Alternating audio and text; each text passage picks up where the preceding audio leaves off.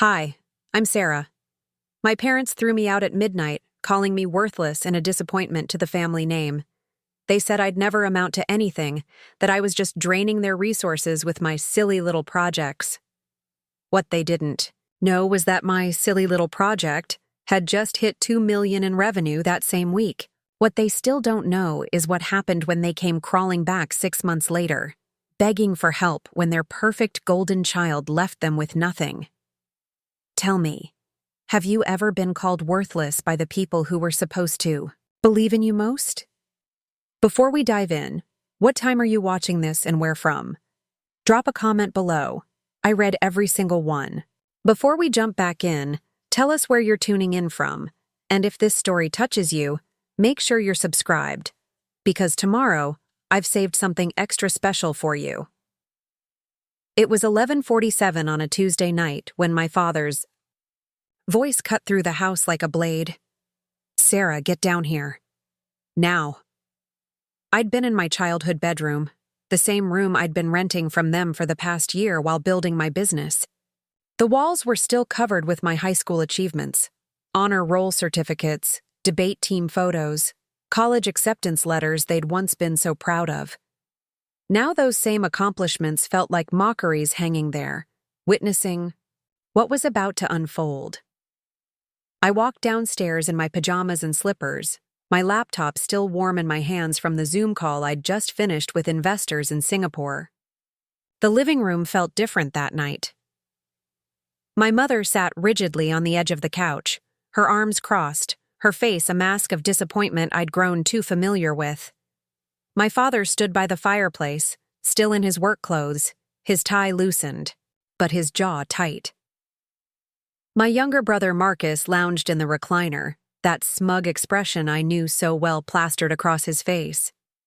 At 25, he was the golden child. Harvard MBA, corporate job at dad's firm, expensive car, and an engagement to a lawyer whose family had money. Everything I wasn't, according to them. "Sit down," my father commanded, pointing to the single wooden chair they'd placed in the center of the room. Not the comfortable armchair I usually curled up in during family movie nights, not a spot on the couch next to my mother, a hard, upright chair that felt like I was about to face a tribunal. I sat, clutching my laptop. My mother's eyes fell on it with disdain. "Still playing with that computer, I see." The weight of those words hit me harder than they should have. Playing with that computer. 3 years of 18-hour days, learning to code, building an e-commerce platform from scratch, networking with industry leaders, and securing clients across 4 continents. All reduced to playing with that computer. "Mom, I've been working." "My business, your business," my father interrupted, his voice dripping with sarcasm. "Your so-called business that's been bleeding us dry for 3 years. Do you know how much money we've lost supporting your delusions?" I felt heat rise in my cheeks. "Lost? I pay rent. I buy my own groceries. I haven't asked you for money since last month when you couldn't make rent," Marcus interjected, not looking up from his phone. "Or the month before that when your car broke down. Those weren't losses. Those were temporary setbacks. And I'd paid every penny back with interest." But apparently, that didn't matter anymore. My mother leaned forward, her voice taking on that particular tone she used when she wanted to sound reasonable while delivering devastating blows. "Sweetie, we've been patient. We really have. But you're 27 years old. Your brother had already bought his first house by your age. Your brother contributes to this family," my father added. "He's building something real, a career, a future, not chasing some pipe dream about selling things online." The irony was suffocating. If only they knew. If only they could see the bank statements on the laptop in my hands. 2.3 million in revenue this quarter alone. International. Clients who respected my expertise. A team of 12 employees across 3 countries who looked to me for leadership and vision. But I couldn't tell them. Not like this. Not when they'd already made up their minds about who I was and what I was worth. We've made a decision, my mother continued. It's time you stood on your own 2 feet. No more safety net. No more falling back on mom and dad when things get tough. My father walked over to where I sat and dropped a manila envelope in my lap. It landed with a soft thud that somehow sounded like a gavel falling. Your belongings are packed. We've arranged for a storage unit downtown. You have until tomorrow evening to collect your things. I stared at the envelope, my mind struggling to process what was happening. You're kicking me out? We're helping you grow up, my father replied coldly. Maybe when you're forced to survive in the real world, you'll finally understand what it means to be responsible. What it means to contribute to society instead of living in this fantasy world you've created. Marcus finally looked up from his phone, and for a split second, I caught something in his eyes that looked almost like guilt. Almost. But then he shrugged and said, Mom, Dad, maybe this will finally force her to get a real job. Maybe she'll thank you for this someday. A real job. I almost laughed. I employed 12 people. I'd revolutionized logistics software for boutique fashion retailers. My algorithms were being studied by MIT students. My success story had been featured in 3 industry publications just last month. But here, in this living room, with these people who shared my DNA, I was nothing more than a failure who played with computers. Preparing and narrating this story took us a lot of time, so if you are enjoying it, subscribe to our channel. It means a lot to us. Now back to the story. The locks will be changed tomorrow morning, my mother said, standing up. She reached into her purse and pulled out a business card. This is a career counselor. She specializes in helping people with unrealistic expectations transition into suitable employment. I took the card, my hands trembling slightly. Susan Mitchell, career transition specialist, helping dreamers become achievers. The condescension was printed right there in her tagline. We love you, my mother added, but her voice sounded rehearsed, like she'd practiced this speech. That's why we're doing this. One day you'll understand. I stood up slowly, the manila envelope clutched against my chest. Inside, I could feel documents, probably lease termination papers, maybe some money for the first month somewhere else. A consolation prize for 27 years of being their daughter. What if I told you? I said quietly, my voice steadier. Then I felt that my business is actually successful? What if I told you I'm not the failure you think I am? My father's laugh was sharp and humorless. Sarah, we've seen your bank statements when you applied for car insurance under our policy. Denial isn't going to help you now. Those bank statements were from 2 years ago, when I was just starting out. When I was indeed struggling. Before the breakthrough. Before the viral marketing campaign that brought in Fortune 500 clients. Before the merger talks with the tech company in Austin. But they didn't know any of that, and I was starting to understand they didn't want to know. Your brother is getting married next month, my mother said, changing the subject. He's asked us to help with the down payment on a house in Westfield. That's where our money needs to go now, to someone who's actually building a life. The house in Westfield. I happened to know Marcus had been looking at houses there. I also happened to know, thanks to the real estate connections I'd made through my business, that houses in that neighborhood started at $800,000. Money I could have helped with if they'd asked. Money I could have provided. Without even making a dent in my business accounts. But they'd never ask me. Because in their minds, I had nothing to give. I want you out by 6 p.m. tomorrow, my father said. Don't make this harder than it needs to be. I nodded, not trusting my voice anymore. The weight of the laptop in my other hand felt both heavy and light simultaneously.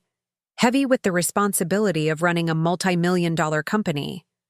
Light with the knowledge that in a few hours, I'd be free from the judgment, the condescension, the constant need to prove myself to people who refuse to see. Can I ask you something? I said as I reached the edge of the living room. My mother sighed. What? If I became successful, really successful, would that change how you see me? The silence that followed was answer enough. Marcus looked uncomfortable. My mother looked at my father, who just frowned. Success isn't just about money, Sarah, my father finally said. It's about stability, respectability, contributing to your community. Your brother understands that. Your brother doesn't spend his nights staring at a computer screen, chasing fantasies, my mother added. I almost smiled at that.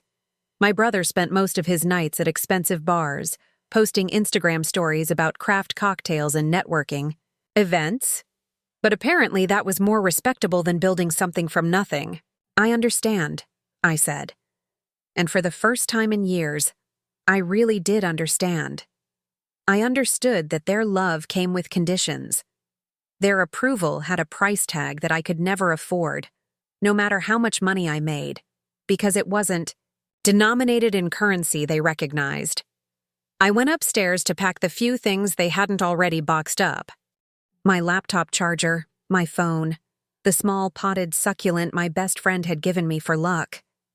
As I moved around the room, I caught sight of those old certificates and photos on the wall. There was one photo I'd forgotten about, me at 15, holding a trophy for winning the state science fair. I'd built a program that could predict weather patterns using historical data and machine learning algorithms. My parents had been so proud that day.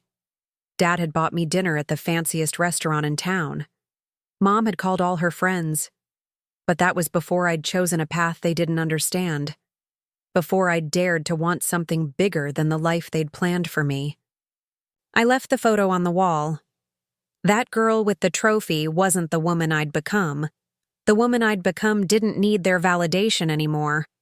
At 12:30 in the morning, I loaded my suitcases into my car, the same car they'd criticized for being too old, the same car I'd kept because I'd rather invest in my business than impress anyone with a luxury vehicle I didn't need. As I drove away from the house I'd grown up in, my phone buzzed with notifications. Slack messages from my team in different time zones. An email from a potential client in Tokyo. A text from my business partner about the partnership deal we'd been negotiating with Amazon. Tomorrow, while they were changing the locks, I'd be in a video conference with executives who saw my vision, who valued my expertise, who'd never once called my life's work playing with computers. The irony wasn't lost on me. They'd kicked me out for being worthless, not knowing that their worthless daughter was about to receive an offer to sell her company for $15 million. But that revelation would have to wait. Right now, I had a business to run and a new life to build. A life where my worth wasn't determined by other people's limited vision of success. A life where the girl with the science fair trophy could finally become the woman she was meant to be. The city lights blurred past my window as I drove toward my future, leaving behind the only family I'd ever known, and the last place I'd ever have to prove myself to people who'd already decided I wasn't worth believing in. My phone rang through the car speakers, my business partner calling from London. Sarah, I know it's late there, but I have incredible news about the Amazon deal. I answered the call with a smile they never saw coming. The temporary studio apartment I found at 2 in the morning wasn't glamorous. Exposed brick walls, a Murphy bed that creaked when you looked at it wrong, and a kitchen that was optimistically called galley style when it was more like a glorified closet. But it had one thing my childhood bedroom never had: high-speed fiber internet and the freedom to work without judgment. By 6 a.m., I was already on my third cup of coffee, surrounded by monitors I'd hastily set up on a folding table from the previous tenant. The Amazon deal my partner had called about wasn't just good news. It was validation that everything I'd built was real, valuable, and completely invisible to the people who claimed to love me most. "Sarah, you look exhausted," came the voice. From my laptop screen. David Chen, my business partner and CTO, was calling from our satellite office in London. Behind him, I could see our team already busy with the morning rush of European clients. Did something happen? I hadn't told anyone about last night. How do you explain to your successful business partners that your parents just kicked you out for being a failure? How do you reconcile the two realities, being CEO of a thriving company and being homeless in the span of 12 hours? Just a family situation, I said, adjusting my camera to hide the chaos of boxes behind me. Tell me about Amazon. David's eyes lit up with excitement. They want to fast-track integration with their small business marketplace. We're talking about a potential $50 million expansion if we can prove our logistics algorithm can handle their volume. The preliminary negotiations start next week. 50 million. I let that number sink in. My parents had kicked me out over missing rent twice, a total of $3,000 I'd paid back with interest. Now I was looking at a deal that could set my company up as a major player in e-commerce logistics for the next decade. There's something else, David continued. The MIT Technology Review wants to feature us in their Innovators Under 30 special issue. They're particularly interested in your story, how you built this from your childhood bedroom without any venture capital connections or family money. I almost laughed at the irony. They wanted to celebrate how I'd built something. Without family money, not knowing my family had just disowned me for building it in the first place. That sounds perfect, David. Send me the details and I'll review everything before the Amazon meeting. After we hung up, I sat in the silence of my new space. The morning light filtered through the single window, casting long shadows across the floor. I opened my laptop and began what had become my daily ritual, checking the metrics that told the real story of my worth. Revenue for the month, $847,000. Active clients across 6 continents, 127. Team members who depended on me for their livelihoods, 12. Hours I'd worked yesterday while my parents were planning my eviction, 14. But the numbers felt hollow without anyone to share them with. I thought about calling my college roommate, Emily, but it was still early, and I wasn't ready to explain everything yet. Instead, I did what I always did when I needed clarity. I worked. The first priority was damage control. I needed to ensure my business operations wouldn't be affected by my personal upheaval. I started by reviewing our upcoming meetings and deadlines, making sure everything was on track despite my sudden relocation. At 9 a.m., my phone buzzed with a text from my brother Marcus. Mom wanted me to check that you got out okay. Hope you find something that works for you. The casual tone made my skin crawl, as if I'd moved out by choice, as if this was just another Tuesday. I typed and deleted about 10 different responses before settling on, I'm fine. Thanks for checking. What I wanted to say was, I'm running a company that could buy and sell Dad's firm twice over. I'm fine without your fake concern. But what was the point? They'd made their choice about who I was, and no amount of evidence would change that now. My laptop chimed with an incoming video call. Priya Patel, one of our biggest clients and the CEO of a sustainable fashion brand based in Mumbai, appeared on screen with her characteristic bright smile. Sarah, perfect timing. I have incredible news about our collaboration.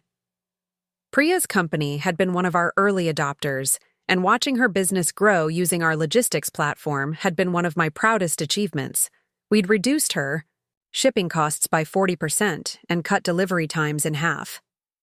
We just closed a partnership with 3 major European retailers, she continued. They specifically requested that we use your system for all international shipments. They've heard about the efficiency gains we've achieved. That's fantastic, Priya. Congratulations. But here's the thing. I need to expand our integration. Immediately.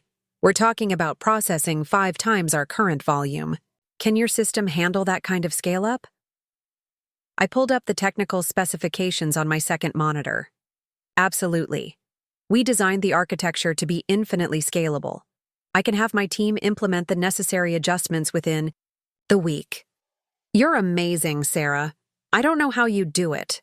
Building this technology, managing an international team, all while staying so hands-on with every client. You're an inspiration. An inspiration. I smiled genuinely for the first time since the night before. Here was someone who saw my work for what it was, who understood the complexity and innovation involved, who appreciated the value I brought to her business. After we finished our call, I realized something profound. While my parents saw only a daughter who couldn't keep a traditional job, leaders across the globe were implementing strategies based on my innovations. While my brother got praise for following a conventional path, I was pioneering new ways of thinking about commerce and logistics. The contrast was stark and oddly liberating. By lunchtime, I'd processed 3 new client onboarding requests, reviewed code updates from my development team in Eastern Europe, and approved a marketing campaign that would launch in the Asian markets next month. Each task reminded me of something my family couldn't see. I wasn't just employed. I was someone other people's livelihoods depended on. I decided to take a break and explore my new neighborhood. The area was full of small businesses, a bookstore cafe, an artisanal soap shop, a vintage clothing boutique. I stopped at the cafe and ordered a sandwich, sitting at a small table by the window. That's when I overheard a conversation that changed everything. "I'm telling you, Janet, my daughter is driving me crazy," said a woman at the table behind me. "She's 32, still unmarried, works all these crazy hours at some tech company. I keep telling her to find a nice accounting job, something stable, maybe meet a nice man at church." "But isn't she successful at her job?" Janet replied. "Sure, she makes good money, but at what cost? She's always traveling, always stressed. Last week she missed my birthday dinner because of some conference in Singapore. It's not a real life." I turned slightly and saw 2 women in their 60s, both holding coffee cups and wearing expressions of maternal concern. "My neighbor's daughter is a doctor," the first woman continued. "Now that's something to be proud of, something respectable. But this computer stuff? I don't even understand what she does." I thought about my own mother's similar words, the same dismissal of entire industries she didn't understand, the same narrow definition of success and respectability. But then Janet surprised me. "You know, Margaret, I think you're being unfair. My grandson works in tech, and he's explained some of these companies to me. They're creating things that help millions of people. They're solving problems we didn't even know existed. Maybe your daughter is doing something really important, and you just don't see it yet." Margaret looked skeptical. "Maybe, but I just wish she'd settle down, have a normal life." I finished my sandwich and left, but their conversation stayed with me.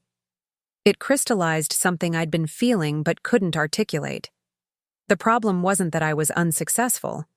The problem was that I was successful in a way that didn't fit their template for what success should look like. Back at my apartment, I made a decision that would change everything. I called my lawyer to discuss something I'd been putting off for months, establishing a foundation to support women in technology. With the Amazon deal approaching and the MIT feature on the horizon, I realized I had a platform I'd never fully utilized. "Sarah, this is an excellent idea," said Jennifer Walsh, the corporate attorney who'd been helping me navigate the more complex aspects of growing my business. A foundation would not only be a meaningful way to give back, but it could also provide significant tax advantages and boost your company's public profile. "I want to focus specifically on women who've been told they're not cut out for technology," I explained. "Women whose families don't understand their ambitions. I want to provide mentorship, funding, and most importantly, a community where their achievements are recognized and celebrated." "We can draft the paperwork this week. Have you thought about the initial funding amount?" I looked at my laptop screen, at the numbers that represented 3 years of 18-hour days, of being called worthless, of proving everyone wrong one algorithm at a time. "Let's start with $500,000. If the Amazon deal goes through, as projected, we can scale up significantly. After we hung up, I opened a new document and began writing. Not code this time, but words. A blog post about imposter syndrome, about families who can't see past their own definitions of success, about the loneliness of being misunderstood by the people closest to you. I wrote about the night I was kicked out, but not with bitterness. I wrote about the freedom that came with it, the clarity, the sudden understanding that I'd been seeking validation from people who would never be capable of giving it, not because they didn't love me, but because they couldn't see past their own limitations.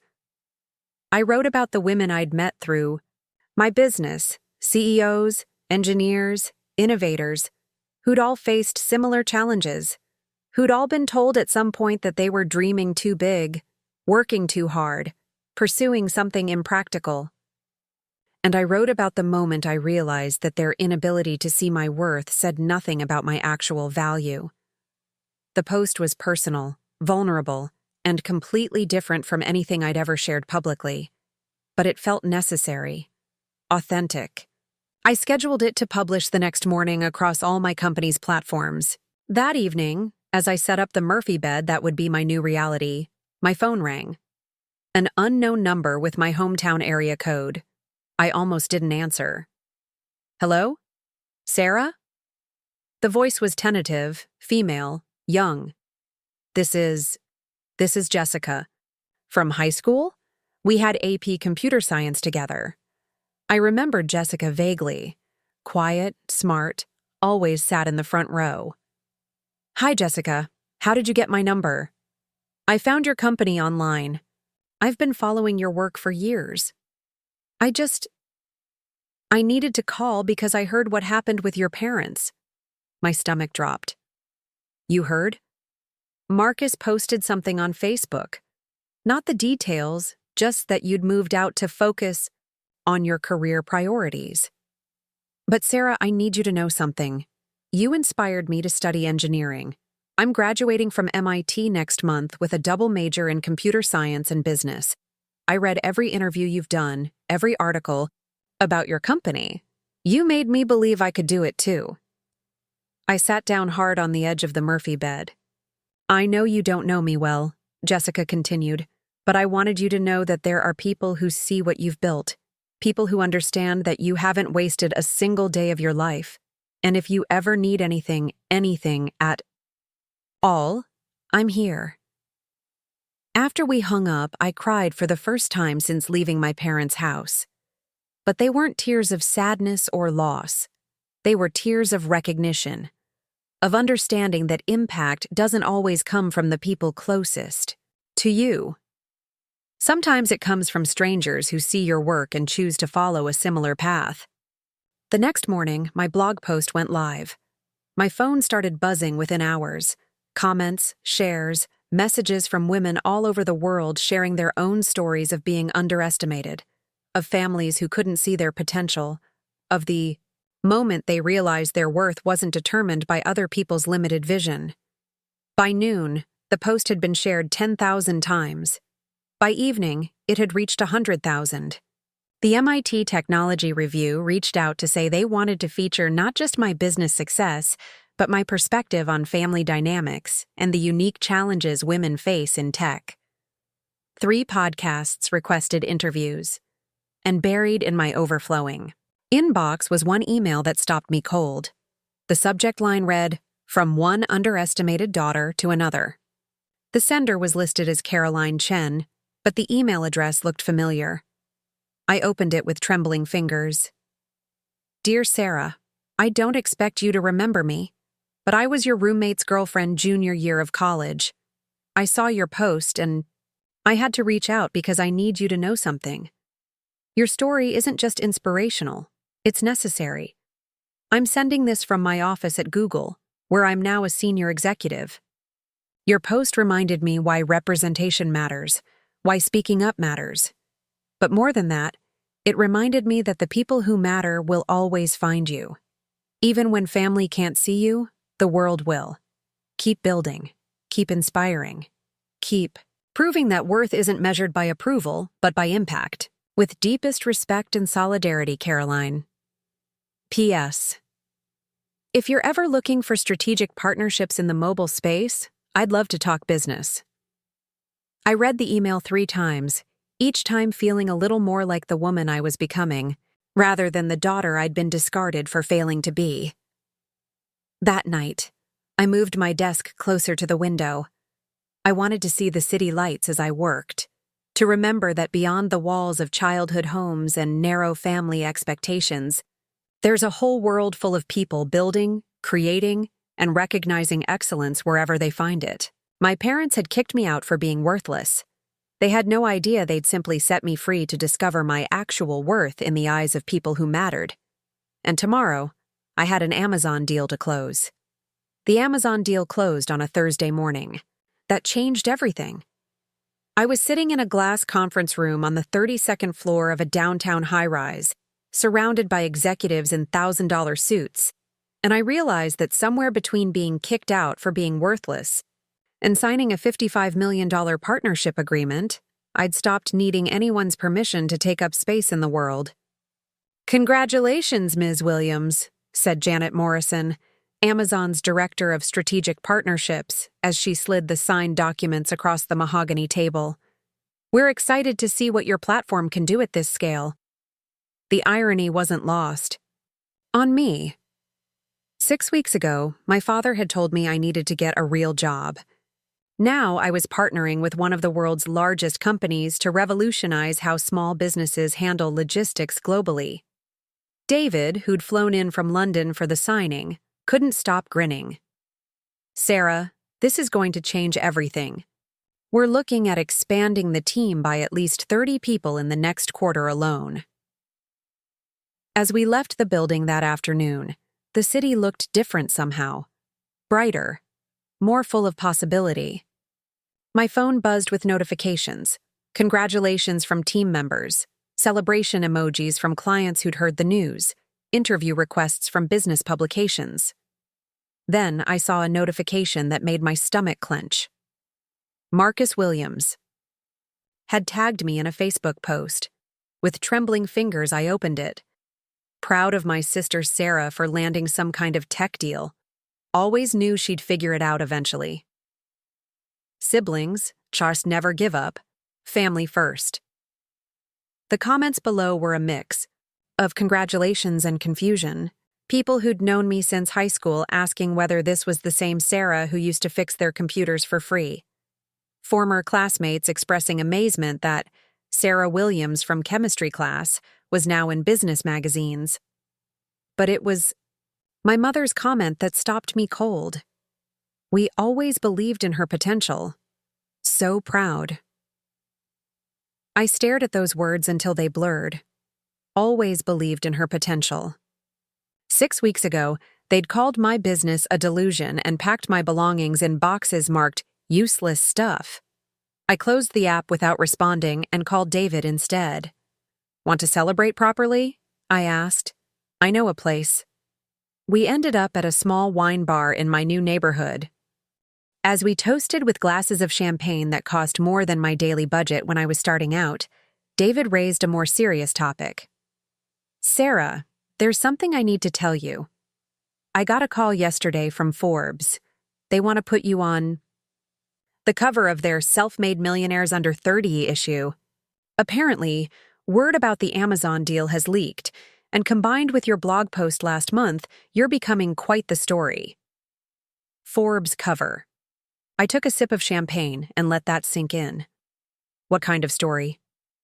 The kind where a young woman builds a multi-million-dollar company from nothing, gets kicked out by her family for being worthless, and then lands the deal of a lifetime 6 weeks later.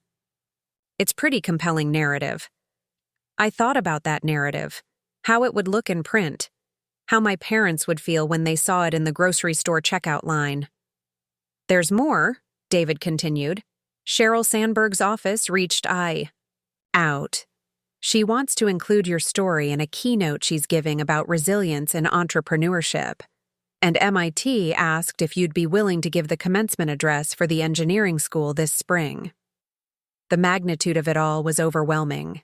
A year ago, I was begging my parents to see my worth. Now, strangers across the country were holding me up as an example of what that worth could become. My phone rang. Emily, my college roommate, calling from Seattle. "Sarah fucking Williams!" she screamed into the phone. "I just saw the news about Amazon. Are you kidding me right now? Why didn't you tell me?" "It all happened so fast," I laughed, stepping outside of the wine bar. "And honestly, I'm still processing everything." "I'm processing too. Specifically, I'm processing how your shithead family kicked you out for being a failure, and now you're literally featured in TechCrunch as one of the most promising entrepreneurs in America. The karma is so beautiful I might cry." I didn't do this for karma." "I know. That's what makes it even better. You did this because you're brilliant and determined, and now the whole world knows what I've known since sophomore year. You're going to change everything you touch." After we hung up, I sat on a bench outside the wine bar and watched people walk by. Couples holding hands, professionals hurrying home from late meetings, students with backpacks and dreams bigger than the city could contain. My phone buzzed, with a text from an unknown number. "Sarah, this is Dr. Patricia Williams, your dad's sister. I saw the news about your company today. I wanted you to know that I'm proud of you, and I'm sorry about what happened with your parents. If you ever want to talk, I'm here. Love, Aunt Patty." Aunt Patty, my father's younger sister who'd always been the black sheep for choosing art over law, creativity over convention. I hadn't heard from her in years, but her message felt like finding water in a desert. I typed back, "Thank you, Aunt Patty. That means more than you know." The next morning brought a new challenge. Jennifer Walsh called with a tone I'd never heard from her before, part confusion, part concern. "Sarah, I've been contacted by a reporter from our local newspaper. They want to do a feature story on your success, but they've apparently been in touch with your family for quotes." My stomach dropped. "What kind of quotes?" "According to the reporter, your parents want to clarify that there were misunderstandings about your departure from their house. They're painting a picture of a supportive family who always knew you'd succeed, just with different timing than expected." I closed my eyes. Of course. Now that success was undeniable, the narrative had to change. Now they'd always believed in me. Now it was just a matter of timing. "Jennifer, what are my options here?" You could give the reporter your side of the story. Or you could refuse to comment on family matters and keep the focus on your business achievements. What feels right to you? I thought about it for a long moment. The truth was, I didn't want to be defined by family drama. I wanted to be known for what I'd built, not what I'd overcome. Set up the interview, but make it clear I'll only discuss business matters and my foundation. My family situation is private. The reporter, Lisa Chen from the Metro Business Journal, turned out to be refreshingly straightforward. She met me at my office space. I'd upgraded from the studio apartment to a proper tech incubator downtown, where several startups shared resources and expertise. "Ms. Williams, I'm interested in the technical aspects of what you've built. Can you walk me through how your platform differs from existing logistics solutions?" For 30 minutes, we talked about algorithms, scalability, international shipping protocols, and the future of e-commerce. It felt good to be asked about my expertise rather than my personal life. But then she slipped in the question I'd been dreading. "Your family mentioned they've always been supportive of your entrepreneurial spirit. How important has that family support been in your journey?" I paused, choosing my words carefully. I've learned that support comes in many forms from many people. Some of my strongest advocates have been mentors, clients, and team members who believed in the vision even when it was just an idea. My business has been built on the strength of those professional relationships and the community of innovators who understand the challenges of bringing something new into the world. Lisa nodded, making notes. "And your parents?" They mentioned being proud of your achievements. I'm grateful that they can see the value in what I've built now.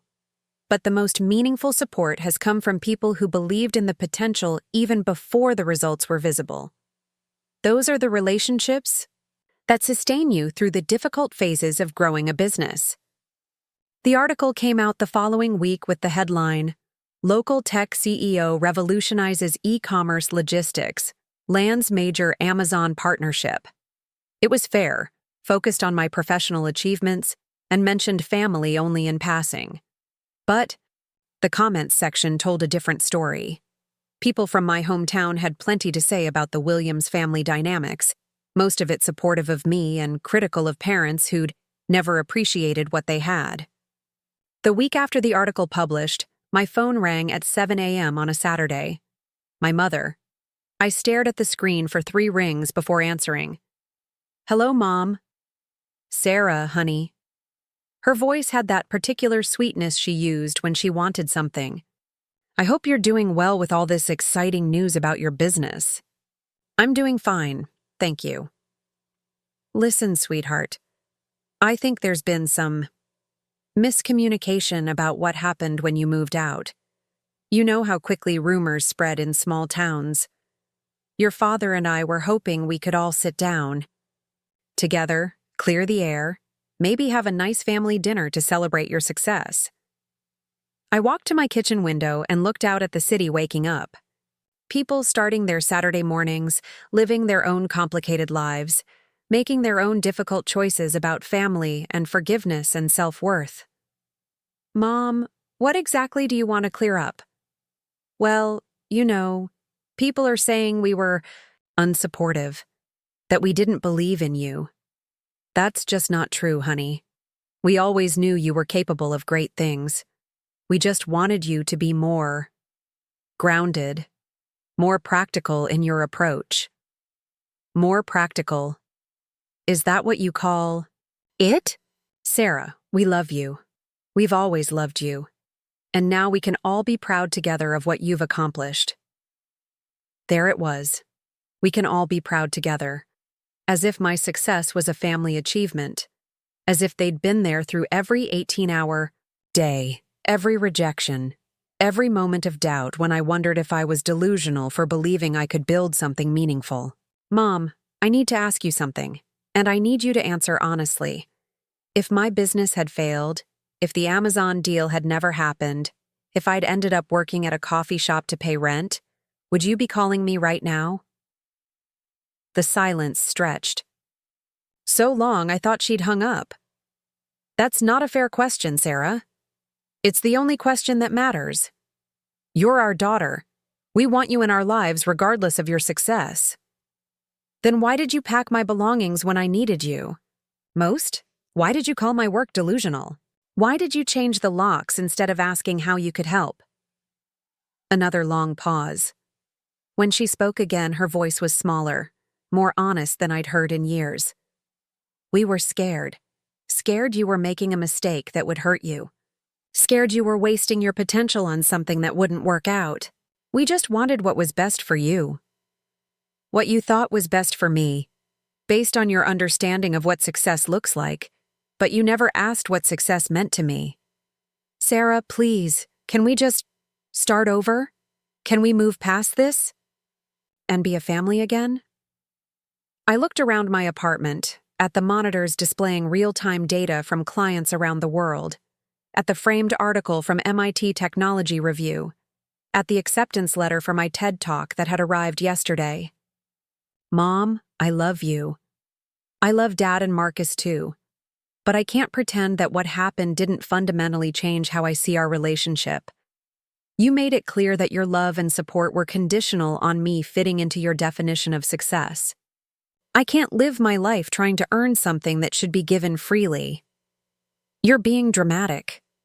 And there it was, the dismissal, the refusal to take responsibility, the insistence that my feelings were an overreaction rather than a valid response to real actions. I have to go, Mom. I have a board meeting to prepare for. Sarah, wait. I hung up. That evening, I did something I'd been putting off for weeks. I called Aunt Patty. Sarah, I'm so glad you called. I've been following all your success in the news. I'm absolutely burst with pride. Thank you, Aunt Patty. That means everything. Coming from you. Honey, I need you to know something. What your parents did was wrong. I told your father as much when I heard about it.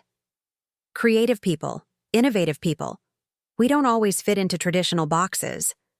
I learned that the hard way when I chose art school over law like your dad. How did you handle it?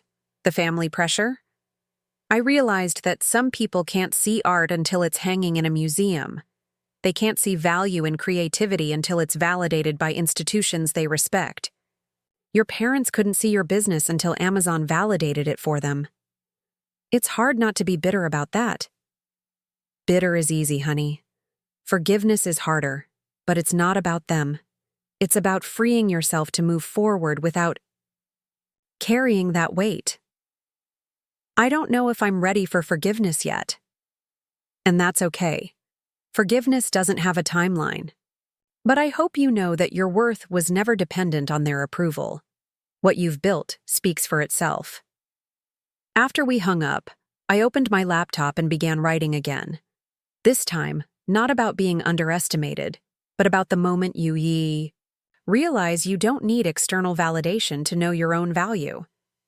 I wrote about the Amazon deal, but more importantly, I wrote about the community of people who'd believed in my vision before it was profitable. I wrote about Jessica from high school, and Emily from college, and Caroline from Google, and Aunt Patty and every client who'd trusted me with their business when I was just a girl with an idea and a laptop.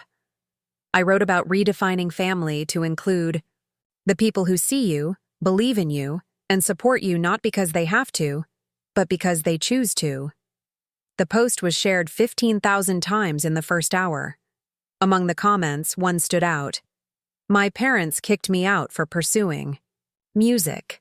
I've been living in my car, playing local venues, working on my album. This gave me hope that someday I'll have my own Amazon moment. Thank you for showing us that their definition of worthless doesn't define our actual worth. I shared her comment with my own response. Your Amazon moment will come. Keep building. Keep creating. The people who matter will find you. That night, I fell asleep looking at my vision board. Photos I'd put up of goals that had seemed impossible when I was living in my childhood bedroom. The Amazon partnership was now a crossed-off item. The MIT commencement address was scheduled. The Forbes cover was being shot next month. But the goal that mattered most was simpler. Build something that matters to people who matter. I'd done that. And I'd done it without needing anyone's permission, approval, or understanding from people who'd confused love with control, support with conditional acceptance. Tomorrow would bring new challenges, new opportunities, new moments to prove that success looks exactly like what you build it to look like, regardless of who believes in it from the beginning. My worth had never been dependent on their ability to see it. It had always been there, waiting for me to stop seeking their validation and start living in my own truth. 6 months after the Amazon deal, I was standing in front of 500 of the brightest engineering minds at MIT's commencement ceremony when my phone started buzzing with an intensity that broke through my pre-speech focus. I glanced down and saw 12 missed calls from Marcus, 4 from my mother, and 1 text that made my hands shake. Dad had a heart attack. He's in the hospital. Please come home. The commencement speech I'd spent months perfecting suddenly seemed trivial. I looked out at the sea of graduates, their families beaming with pride, their futures bright with possibility, and realized that some chapters of our lives close whether we're ready or not. Ladies and gentlemen, I said into the microphone, my voice steadier than I felt. Before I begin this speech about building your future, I want you to remember that success means nothing if you lack the courage to be human in the moments that matter most. I spoke for 20 minutes about innovation, about persistence, about building solutions to problems others couldn't see. But underneath every word was the knowledge that my father was lying in a hospital bed, and despite everything that had happened between us, he was still my father. The speech ended to thunderous applause. but I was already walking toward the side of the stage where David was waiting with my coat and car keys. "Sarah, the car's ready. I've already rescheduled your afternoon meetings. The hospital is 90 minutes away." The drive home was surreal. I passed the exit for my old apartment, the one where I'd first started building my company. I passed the coffee shop where I'd written my first business plan on napkins because I couldn't afford proper notebooks. Every landmark was a memory of the person I'd been when my family's approval still felt like something I needed to survive. David, who'd insisted on driving me, broke the silence halfway there.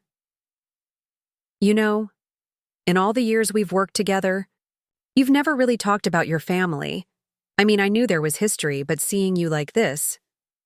"It's complicated," I said, watching the familiar landscape blur past. "When someone hurts you and then needs you, forgiveness becomes less about them and more about who you choose to be. Are you okay with who you're choosing to be right now?" I thought about that question as we pulled into the hospital parking lot. The building looked smaller than I remembered, older, like everything from childhood that shrinks when viewed through adult eyes. In the cardiac wing waiting room, I spotted my family immediately. My mother sat hunched in a plastic chair, looking older than her 58 years. Marcus stood by the window, still in his work clothes, speaking quietly into his phone. They both looked up when I entered, and for a moment, no one moved. "Sarah." My mother stood slowly, uncertainty written across her face. "You came. Of course I came." She hugged me then, a desperate clutch that spoke of fear and relief and months of unspoken regret. Over her shoulder, I met Marcus's eyes. He ended his call and walked over. "How is he?" I asked. "Stable now. The doctors say it was a minor episode, but at his age, with his stress levels." Marcus ran a hand through his hair. "Sarah, I'm glad you're here. He's been asking for you." That surprised me. "He has?" "Ever since he woke up. The first thing he said was, 'Did someone call Sarah?'" I sat down in one of the waiting room chairs, trying to process this information. The father who'd kicked me out for being worthless had been asking for me in what he thought might be his final moments. "The nurses said we can see him one at a time," my mother said. I think he should see you first." I walked down the hallway toward his room with steps that felt heavier than they should. Through the small window in the door, I could see him propped up in bed, looking smaller than I'd ever seen him, vulnerable in a way that made my chest tight. I knocked softly and entered. "Dad?" He turned his head, and when he saw me, something in his expression cracked open. Relief mixed with shame and gratitude I'd never seen before. "Sarah, you came." His voice was hoarse from the breathing tube they'd removed earlier. "I did. I wasn't sure you would, after everything." I pulled the visitor's chair closer to his bed and sat down. For a moment, we just looked at each other, father and daughter with 6 months of silence between them. "How are you feeling?" Like an old fool who almost died before he could say something important to his daughter. I waited. I saw the Forbes article, the one with your picture on the cover. He paused, seeming to gather strength. $55 million, Sarah. You did that. You built that." "I did. And I called you worthless." The word hung in the air between us like a confession. I'd waited months to hear him acknowledge what he'd said, what it had done to me. "Dad." "No, let me say this. I need to say this." He struggled to sit up straighter. "When I was growing up, success looked one way. You went to college, got a steady job, married someone suitable, bought a house, raised kids. When you were little, I pictured you following that path. Teacher, maybe, or nurse, something safe. I know. But you didn't want safe. You wanted to build something no one had ever built before. You wanted to solve problems I didn't even understand existed. And instead of being proud that my daughter was brave enough to try something extraordinary, I was scared. Scared you'd fail and get hurt. Tears were building behind my eyes, but I kept them in check. So you hurt me first. I thought I was protecting you from disappointment. I thought if I could make you see how impractical your dreams were, you'd choose something safer. Something I could understand and support. But they weren't impractical. They were just bigger than what you could imagine for me. He nodded slowly. I read every article, Sarah. The MIT piece, the TechCrunch interview, the blog post about being underestimated. I read them all. And with each one, I realized I hadn't protected you from anything. I'd just missed the chance to be part of something amazing. I reached over and took his hand. It felt smaller than I remembered, more fragile. I'm sorry, he whispered. I'm so sorry for not seeing you, for not believing in you, for making you feel like you had to prove yourself to people who should have been supporting you from the beginning. For the first time since leaving their house that night, I cried. Not the angry tears I'd shed in my empty apartment, but something deeper. Relief. Grief for the relationship we'd lost. Hope for what we might rebuild. I forgive you, Dad, but I need you to understand something. I didn't build my company to prove you wrong. I built it because I had a vision and the determination to make it real.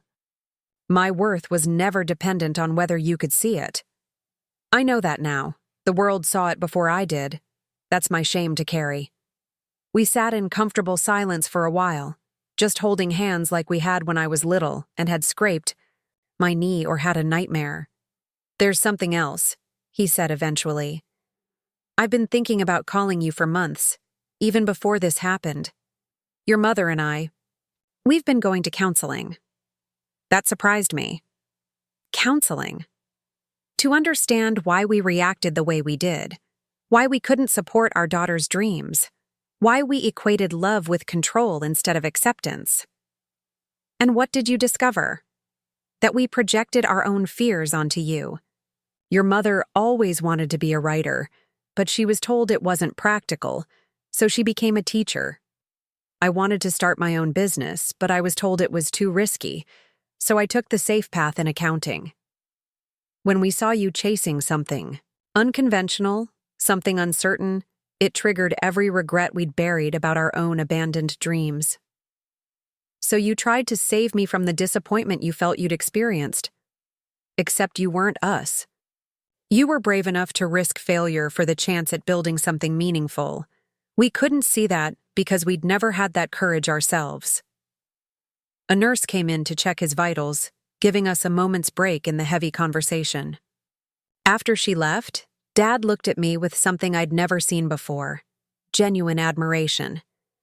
I want you to know that I'm proud of you, not just because you succeeded, but because you had the strength to keep building even when your own family didn't believe in you. That says more about your character than any business deal ever could. Thank you. That means more than you know. Will you tell me about it? The company? How you built it? I want to understand what my daughter created. For the next hour, I explained my business in terms he could understand. I showed him the app on my phone, walked him through how the logistics platform worked, told him about clients around the world who trusted me with their supply chains. He listened intently, asking questions that showed he was really trying to comprehend not just what I'd built, but why it mattered. And the foundation, he asked, the one for women in technology? We've already funded scholarships for 12 women to pursue coding boot camps and engineering degrees. Last month, I mentored a group of high school girls who are developing an app to help students with learning disabilities. They reminded me why representation matters. Seeing someone who looks like you succeed makes your own dreams feel possible. You're changing lives. We all have the power to change lives. I just chose to use mine to make space for people who've been told they don't belong in technology. The next morning, I had breakfast with my family in the hospital cafeteria. It was awkward at first. 6 months of silence doesn't disappear overnight, but there was a lightness that hadn't existed before. An honesty. Marcus, who'd been mostly quiet during Dad's recovery, finally spoke up. Sarah, I owe you an apology too. I went along with everything they said about your business being impractical. I was jealous, if I'm honest. Jealous? You were building something that was yours. Something innovative and exciting. I was following a path laid out by Dad, doing exactly what was expected. When I saw you taking risks, creating something from nothing, part of me admired it. But it was easier to dismiss it than to examine my own choices. Marcus, you're successful in your own right. You've built a good life. A safe life. But you built a meaningful life. There's a difference. My mother, who'd been listening quietly, reached across the table and took my hand. Sarah, I know we can't undo what happened. But if you're willing, we'd like to be part of your life again. Not as critics or judges, but as family who loves and supports you. I'd like that too. But it has to be different this time. You have to trust that I know what I'm doing with my life, even when you don't understand it. We do trust you, Dad said from his wheelchair, which the nurses had allowed him to use for this breakfast outing. How could we not? You've proven that your judgment was right all along. It's not about being right or wrong. It's about being respected for the choices I make, even when they're different from what you would choose. Over the following weeks, as Dad recovered and I split my time between the hospital and managing my company remotely, something beautiful happened. We started building a new relationship based on who we actually were, rather than who we thought each other should be. Dad started reading business publications to better understand my industry. Mom began following my foundation's work and even volunteered to help with grant applications. Marcus and I started having real conversations about entrepreneurship and creativity and the courage it takes to build something new. But the most meaningful moment came on a quiet Tuesday afternoon when Dad was finally ready to be discharged. I was packing his things when he handed me a manila envelope, not unlike the one they'd given me 6 months ago, but smaller. What's this? Open it. Inside were 2 items, a handwritten letter and a faded photograph. The photo showed me at age 8, sitting at the family computer, completely absorbed in some primitive coding program I'd taught myself. I found that letter while looking through old boxes, Dad said. It's from your 2nd grade teacher. She wrote to tell us that you'd created a game during computer time that helped other students learn multiplication tables. She said you had a natural gift for making technology serve people. I read the letter twice, remembering that 8-year-old girl who'd been fascinated by the magic of making computers do new things. I kept it all these years, Dad continued, but I forgot what it meant. I forgot that you've always been someone who sees possibilities others miss. I forgot that innovation runs in your blood. Dad, keep that letter. Whenever you doubt yourself or face people who can't see your vision, remember that little girl who was already changing how people learned. Remember that some of us are born to build things that don't exist yet. 3 months later, I stood in my parents' living room, the same room where they'd kicked me out, but everything was different. They'd invited me to a family dinner to celebrate my company being acquired for $800 million. But more than that, they'd invited my entire team, including David, and several of the scholarship recipients from my foundation. The dining room table had been extended to accommodate everyone, and instead of place cards, there were simply enough chairs for all the people who mattered. As I looked around the table at my biological family and my chosen family sharing stories and laughing together, I realized that sometimes the greatest victories aren't about proving people wrong. They're about giving people the opportunity to grow, to change, to become better versions of themselves. My parents had kicked me out for being worthless. They'd called begging when they saw my success. But the real story wasn't about their validation or my vindication. The real story was about a young woman who learned that worth doesn't come from other people's ability to see it. It comes from the courage to build something meaningful, even when you're building it alone.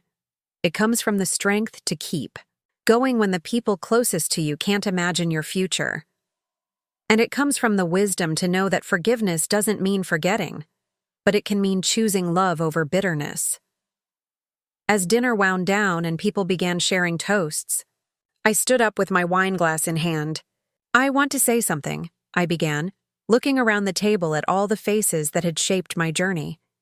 2 years ago, I thought success meant proving other people wrong. I thought it meant shoving my achievements in the faces of everyone who'd underestimated me. I paused, meeting my father's eyes. But I've learned that real success is building something that makes the world a little bit better. It's creating opportunities for others to succeed. It's having the courage to forgive and the wisdom to set boundaries. And it's surrounding yourself with people who believe in your vision, even when they can't fully understand it. I raised my glass to second chances, to chosen families, to understanding that other people's limitations don't define our possibilities, and to the radical idea that love and support don't have to come with conditions attached. As everyone raised their glasses, I caught sight of that 8-year-old photo my dad had given me, now framed on the mantelpiece. That little girl had grown up to build something extraordinary, not despite her family's doubts, but beyond them. And in the end, that made all the difference. The last toast of the evening came from my father, who stood slowly, his voice carrying both authority and humility. To my daughter Sarah, who taught an old man that the greatest gift we can give our children isn't the safety of small dreams, but the courage to chase impossible ones. Thank you for teaching us that support means believing in someone's vision, even when we can't see the destination ourselves. That night, as I drove back to my downtown condo, I called Aunt Patty to tell her about the evening. "How do you feel?" she asked. "Free," I said without hesitation. Free from needing their approval, free from carrying anger, free to love them, without conditions, just like I wish they'd loved me from the beginning. That's not just success, honey. That's wisdom. 2 weeks later, my first book proposal was accepted. The title, Building Beyond Belief: How to Create Extraordinary Things When No One Believes in You. In the dedication, I wrote, "To every dreamer who's been called worthless, every visionary who's been called impractical, every builder who's been told their ideas are impossible, your worth was never dependent on their ability to see it. Keep building anyway. Because sometimes the most powerful revolution isn't about changing the world. It's about refusing to let the world change you into someone smaller than you were meant to be. And that's a lesson worth more than $800 million. 2 years after that family dinner, I stood before a packed auditorium at the World Economic Forum in Davos, delivering the closing keynote speech. The theme was redefining success in the digital age, and I'd been asked to share not just my business achievements, but the human story behind them. Success, I began, looking out at an audience of world leaders, CEOs, and innovators, is often measured in numbers: revenue, profit margins, market share. But what they don't teach you in business school is that the most profound success is measured in the lives you touch and the barriers you help others break. The past 2 years had been a whirlwind of expansion beyond anything I'd imagined. After the acquisition, I'd retained control of my foundation and expanded it globally. We now operated in 23 countries, had funded over 500 women in technology, and had created a network of incubators specifically designed for underrepresented entrepreneurs. But tonight's speech wasn't about those numbers. It was about something deeper. I want to tell you about Maria, I continued, clicking to a slide showing a young woman in a hijab standing in front of a massive data center. Maria was a refugee from Syria who arrived in Toronto with nothing but her computer science degree and an unshakable belief that she could help other immigrants find jobs through technology. Maria's story had become intertwined with mine. when she'd applied to our foundation 2 years ago. Traditional investors had turned her down repeatedly. Too young, too foreign, too focused on a niche market. Our foundation had provided not just funding, but mentorship and connections. Today, Maria's platform has helped place over 10,000 refugees in tech jobs across North America. She's currently in talks with the UN to scale globally. Maria didn't just build a successful company. She solved a humanitarian crisis through innovation. The audience applauded, and I let the moment breathe before continuing. But here's what Maria taught me that no business school ever could. Success isn't just about reaching your own summit. It's about dropping ropes for others to climb. I clicked to the next slide, a photo from last month's Foundation Summit in Singapore, where 200 women entrepreneurs from across Asia had gathered to share resources, form partnerships, and support each other's growth. Every woman in this photo was told at some point that she wasn't suited for technology, that her ideas weren't practical, that she should choose something more appropriate. Instead, they chose to prove that innovation knows no gender, no race, no nationality. Among those women was Jessica, my old high school classmate who'd called me that night after my blog post went viral. She'd graduated from MIT and was now running a quantum computing startup in Boston. She'd spoken at the summit about how representation had saved her from giving up on computer science after her freshman year. The foundation I started to process my own experience being underestimated has become something much larger. It's become proof that when you lift others, you don't just change their lives. You create a ripple effect that transforms entire industries. I paused, remembering something my therapist had said during one of our sessions as I'd worked through the complexity of rebuilding my relationship with my family. But perhaps the most important lesson I've learned is this: you cannot change people's minds by force. You change them by exceeding their ability to ignore your excellence. The next slide showed a photo I treasured, my father at his 60th birthday party last month. He was wearing a t-shirt that read, "My daughter is CEO of the year," and had the biggest smile I'd ever seen on his face. Around him were my team members, scholarship recipients, and extended family, all celebrating together. My father once called me worthless. Last month, he volunteered to help organize our foundation's annual fundraiser. He's learned to code, at age 60, so he could better understand what I do. Not because he had to, but because love sometimes means learning to see the world through someone else's eyes. The transformation in my dad had been remarkable to witness. After his heart attack, he'd thrown himself into understanding my world with the same intensity he'd once applied to dismissing it. He'd taken online courses in basic programming, read every book I recommended about tech entrepreneurship, and even started investing in small tech startups run by women and minorities. But more importantly, I continued, he learned that supporting someone doesn't mean they have to follow the path you would have chosen for them. It means trusting them to navigate the path they've chosen for themselves. I clicked to a slide showing statistics from our foundation's impact report.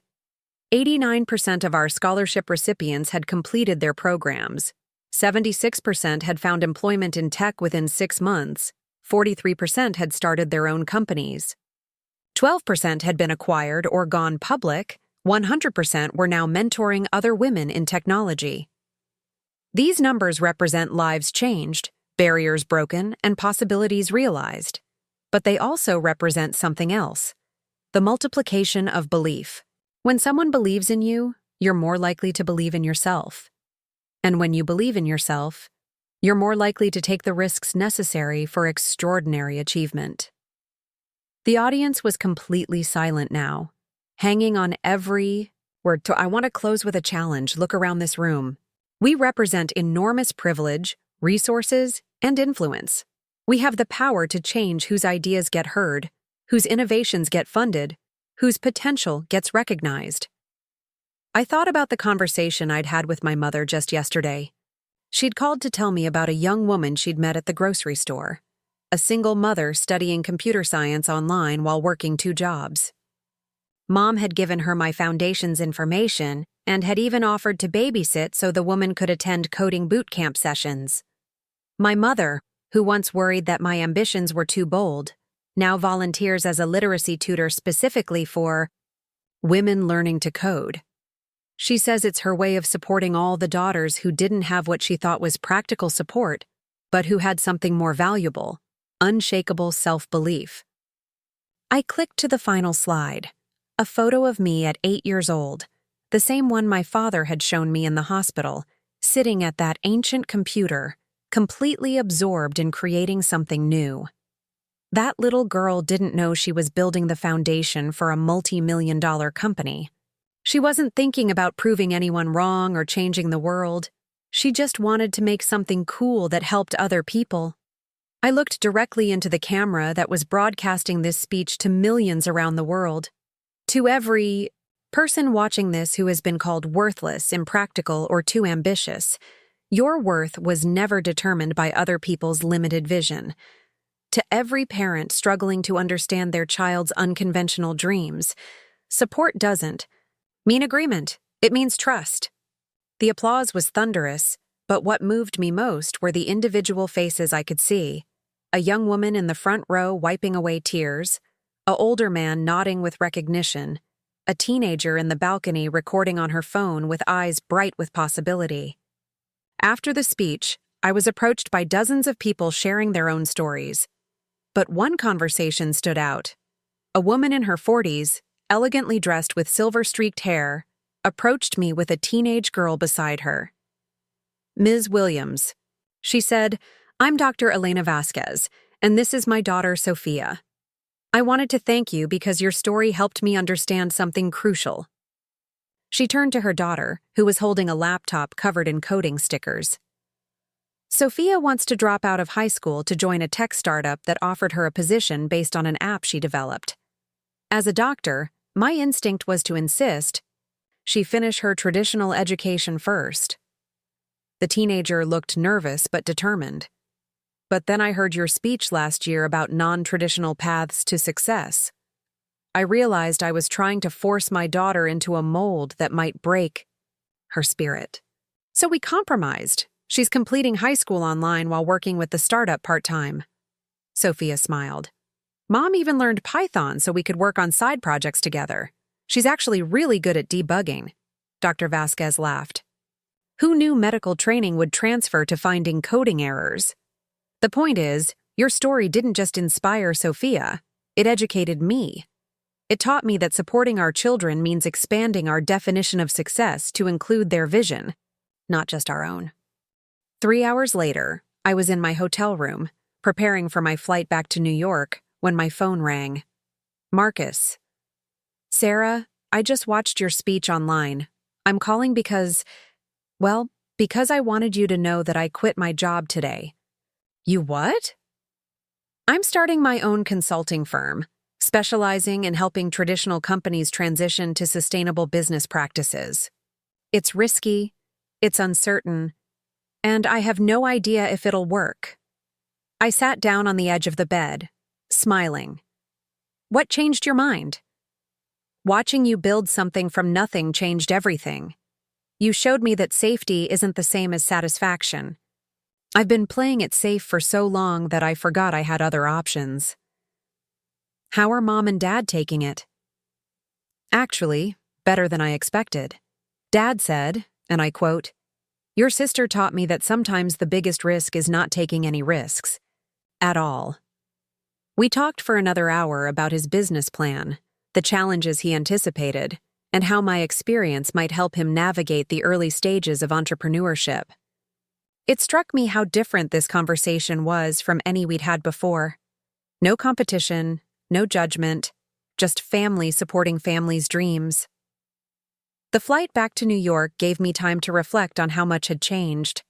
Not just in my business, or my wealth, or my recognition, but in how I understood success itself. A week after returning from Davos, I received a package at my office. Inside was a hand-knitted scarf and a letter written in shaky handwriting. "Dear Ms. Williams," it read, My name is Agnes Murphy. I am 73 years old. I saw your speech on television, and I wanted to share something with you. 50 years ago, I wanted to be an engineer. I was told women couldn't do such work. I became a school secretary instead and raised 4 wonderful children. I never regretted my choices, but I always wondered, what if? Last month, inspired by your foundation's online resources, I enrolled in a basic computer programming course. At 73, I am learning to code. I am not trying to start a company or change careers. I just wanted to prove to myself that it's never too late to pursue a dream that others said was impossible. Thank you for showing me that worthless is just someone else's opinion. Gratefully yours, Agnes. I kept that letter framed on my desk as a reminder that impact isn't always measured in revenue or recognition. Sometimes it's measured in one person finding the courage to finally try something they were told they'd never be capable of. That evening, I had dinner with David and our core team to celebrate the successful launch of our new AI-powered supply chain optimization tool. As we raised our glasses, David made a toast that surprised me. To Sarah, who taught us that the best leaders don't just build companies, they build believers. They create environments where people feel safe to innovate, to fail, to try again, and to exceed even their own expectations. Actually, I said, I want to toast all of you. Every person at this table was told at some point that their ideas were too ambitious, too risky, too unconventional. But look what we built together. I looked around the table at my team, brilliant minds from 6 different countries, half of them women, many from backgrounds that traditionally didn't have access to tech leadership roles. We didn't just disrupt logistics. We disrupted the entire notion of who gets to be an innovator in this industry. Later that night, alone in my apartment, I opened my laptop and started writing a new blog post. Not about business strategy or leadership principles, but about something deeper. 5 years ago, I wrote, I was kicked out of my house for being worthless. Today, I spoke at Davos about redefining worth itself. But this isn't really a story about me proving my parents wrong. It's about learning that other people's inability to see your potential says nothing about your actual value. I wrote about Agnes, the 73-year-old learning to code. About Sophia, the teenager whose mother learned to support unconventional dreams. About Marcus, finally finding the courage to risk security for fulfillment. About my father, reading Python for Dummies, at 60 because he wanted to understand his daughter's world. Worth, I concluded, isn't something you prove to others. It's something you live into. And when you fully inhabit your worth, you create permission for others to do the same. The post was shared over 100,000 times in the first 24 hours, with comments from around the world. My parents said I was wasting my art degree. Now my graphic design business employs 20 people.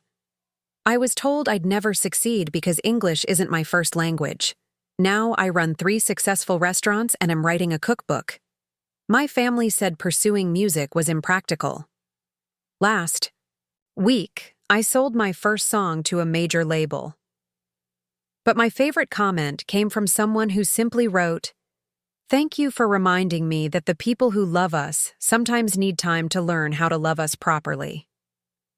6 months later, I received news that brought everything full circle.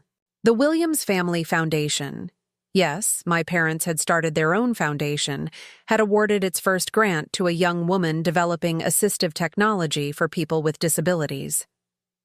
When I called my mother to congratulate her, she laughed. "Sarah, who do you think inspired us to do this?" We realized we'd spent so many years focused on what success should look like that we never asked what good we could do with our resources. "I'm proud of you, Mom." "No, sweetheart. We're proud of you. And more importantly, we're finally proud of ourselves for raising a daughter brave enough to build the life she wanted, regardless of what anyone else thought was possible." That Christmas, our entire extended family gathered. Not just parents, and siblings, but the chosen family I'd built along the way. David and his husband, 3 scholarship recipients who'd become like sisters to me, Aunt Patty, who'd flown in from Arizona, and even Agnes Murphy, whom I'd invited after she'd successfully completed her coding course.